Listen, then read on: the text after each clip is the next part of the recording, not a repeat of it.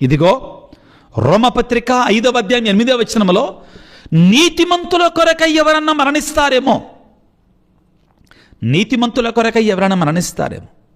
కానీ ప్రియులారా, మనం పాపాత్ములముగా ఉన్నప్పుడే యేసయ్య మన కొరకే మరణించి ఆయన ప్రేమ ఎంత గొప్పదో తెలియజేస్తున్నాడు. యేసయ్య సిలువను చూసినప్పుడు మనకేం గుర్తు రావాలి?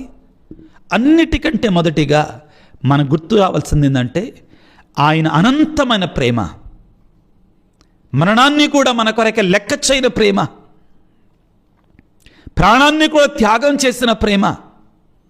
దాన్ని మనం జ్ఞాపకం చేసుకొని పౌలు గారు అంటారు కదా, మీరు మరలా ఆ సిలువకు శత్రువులుగా బ్రతుకుతున్నారు కదా. హెబ్రీ పత్రికాకారుడు అంటాడు కదా 6వ అధ్యాయం 6వ వచనంలో, మీరు మరలా మీ పాపము ద్వారా యేసుని సిలువేస్తున్నారు కదా. అది మనం ఆపివేయగలగాలి, దానిని మనం ఆపగలగాలి. యోహాను రాసిన మొదటి లేఖలో 4వ అధ్యాయం 10వ వచనములో ఆయన మన కొరకై తన కుమారుని త్యాగం చేయడానికి కూడా వెనకడుగు వెయ్యలేదు. ప్రియ దేవుని బిడ్డలారా, నీవు నేను ఏ విధముగా ఉన్నాం?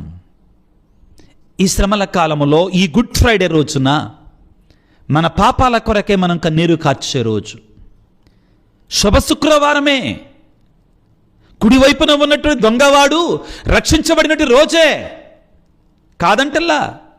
కానీ పొరపాటున మనం ఒకవేళ ఎడమవైపున ఉన్న దొంగవనలాగా తయారయ్యామేమో.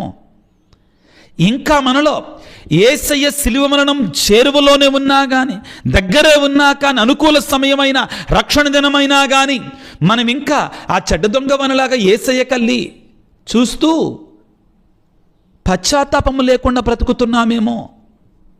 అయ్యో మనకి అనర్థం ప్రియులారా, అయ్యో మనకి అనర్థం ప్రియులకు దేవుని బిడ్డలారా. మన పాప భారాన్ని మోసుకుంటూ యేసయ్య సిలువనెక్కుతూ ఉన్నాడు.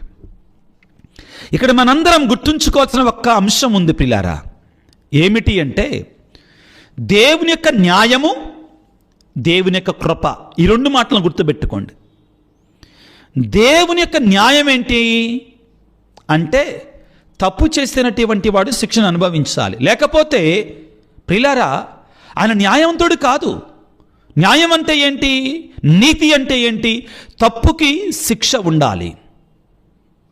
అవును, అదేవిధంగా పాపకరమైనది పరలోకంలో అడుగుపెట్టకూడదు. ఇది తీర్పు.